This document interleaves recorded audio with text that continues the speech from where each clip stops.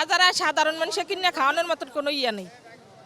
এই যে 100 টাকা কেজি কচুর ছড়ি লইছে, এ আমাকে লেগে কি, আমাকে লেগে বহুত কিছু।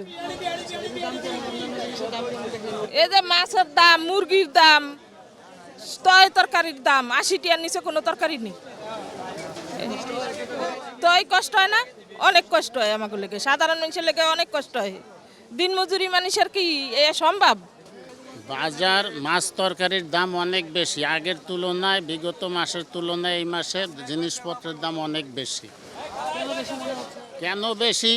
পরিবহন ভাড়া বাড়ছে, দোকানদাররা বলতেছে এই কারণে বেশি, মালের সরবরাহ কম এই কারণে বেশি। জ্বালানি তেলের দাম বাড়ার পরে বিশেষ করে বাজারে চিনি, তেল, পোলাও চাল, লবণ এগুলোর দাম বাড়ে গেছে। যে চিনি ছিল 105, এখন 110 টাকা।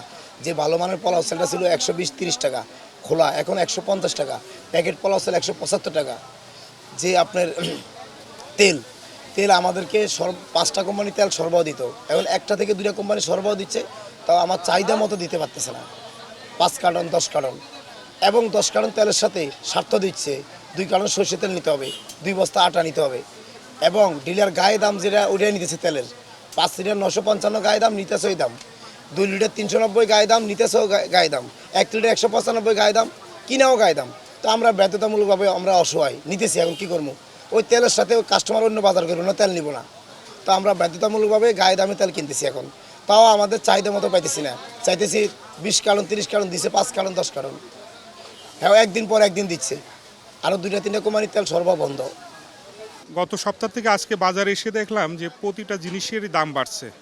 সেটা তেলের মূল্য বৃদ্ধি পাওয়ার কারণেও হতে পারে বা সিন্ডিকেটের কারণেও হতে পারে। আমাদের তো মাস শেষে যে বেতনটা যায় তার বাইরে তো আমাদের কোনো ইনকাম নাই। এখন বর্তমান জনবান্ধব সরকার, আমার মনে হয় সরকারের উচিত বাজার সিন্ডিকেটটা ভেঙে দিয়ে এবং মধ্যবিত্ত পরিবারের মানুষ বা নিম্নবিত্ত পরিবারের মানুষ যাতে দিন এনে দিন খেতে পারে, যাতে তাদের সমস্যা না হয়, সেদিকে সরকারের নজর দেওয়া খুব প্রয়োজন। এখন কাঁচা বাজারের দাম অনেকই বাড়তি, যেমন যে কোনো বাজার কিনতে গেলে 60-70 টাকার নিচে কোনো দ্রব্যমূল্য পাওয়া যায় না।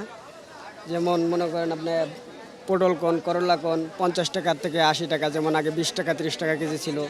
যে আমাদের মতো সাধারণ মানুষ আগে 500 টাকা 600 টাকা রোজ কাম করে, এই যে বাজার করতে আসলে আসে দেখি হাতে টাকা থাকে না বাজার করার। এভাবে দ্রব্যমূল্যের দাম বাড়লে আমাদের পক্ষে চলা অসম্ভব।